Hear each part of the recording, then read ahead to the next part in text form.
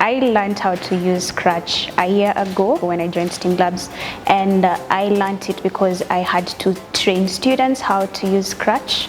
I enjoyed the fact that I can visualize what I am doing immediately. I love hardware programming, Internet of Things and the likes, because I can touch what I'm doing. I can see it physically, literally. So with Scratch, what used to excite me is I can see the sprites moving around, the backdrops changing, the colors changing. Has limitless possibilities, very completely limitless. We talk about the sky is not the limit with Scratch because it can do quite a lot: animations, games, storytelling, and all. I would say it's important because it's bridging the gap for the students with what is happening in the industry. The creative coding with Scratch book, while writing the book, we have employed the same techniques that we use when training our students. We thought about the philosophy that Scratch has: low walls, low floors, wide walls, high ceilings, which is just basically accessibility, inclusivity, diversity. So when we talk about low floors, how can you start working with Scratch? Do you have to have extreme knowledge in programming? Do you need a lot of internet to use it, which that is not necessary because you can get an offline version of Scratch, which is also indicated in the book.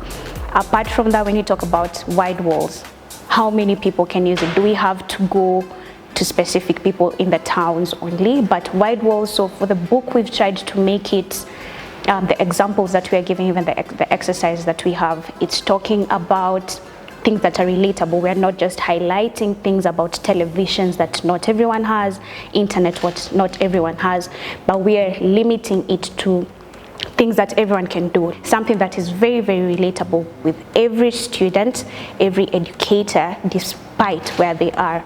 We talk about high ceilings. If I was to learn Scratch today and I'm going to university tomorrow, how is it going to help me? Can I use it for my final year project in university? So high ceilings means the expansibility in it, yeah.